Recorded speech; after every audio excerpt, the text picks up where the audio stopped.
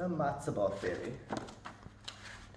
Here's the title page, The Matza Ball Fairy, and the author is Carla Heymsfeld. One by one, Freda Pinsky dropped her matzo balls into a big pot of chicken soup. It was the first night of Passover, and the whole Pinsky family was coming to Freda's house for the Seder.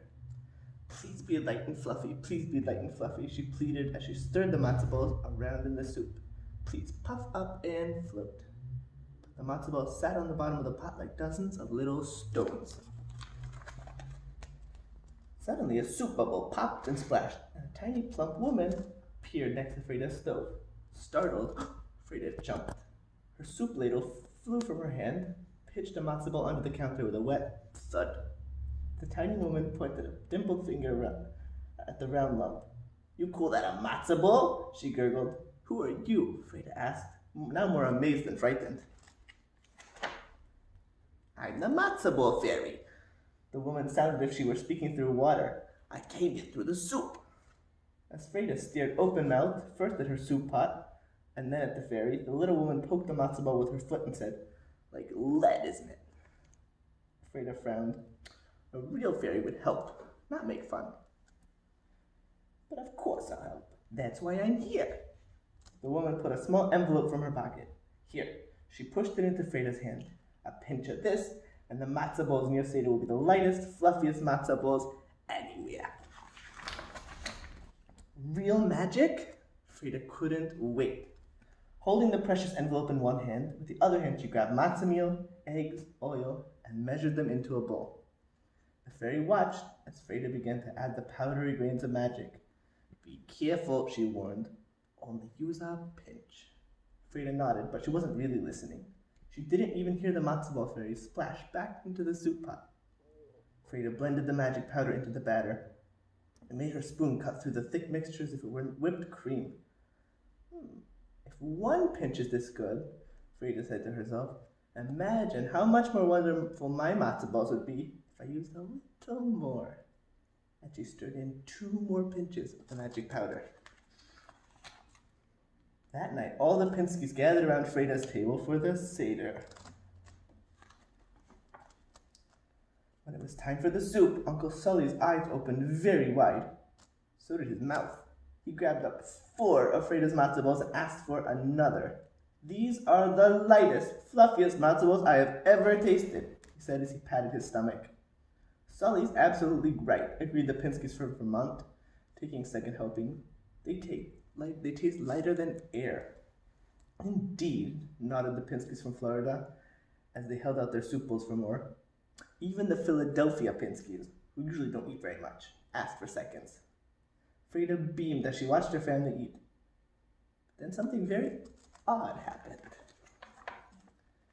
Uncle Sully began to rise. At first it was only an inch or 2, but soon he was hovering over the dining room table like a plumb helicopter. "Get me down!" he shouted. The Vermont Pinskys grabbed at his legs, but instead of pulling him down, they began to float up too.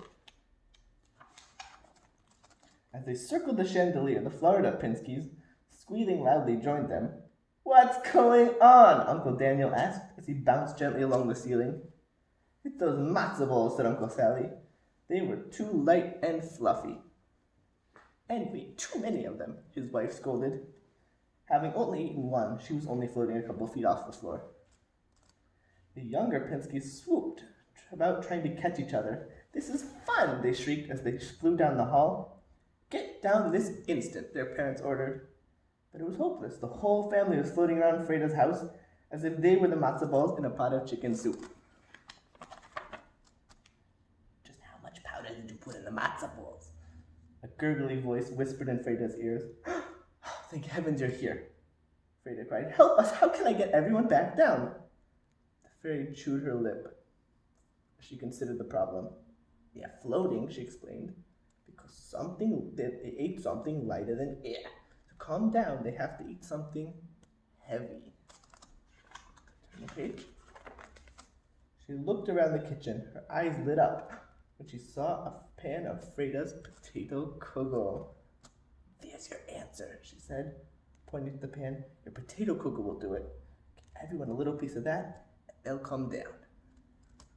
Freda cut the kugel into pieces, one for each floating pinsky in the house. She dragged her kitchen stool into the dining room, stood up on it like a traffic officer, and as her relatives floated past, she handed out the kugel. And it worked! One bite of kugel and each flying pinsky bumped back down to the ground.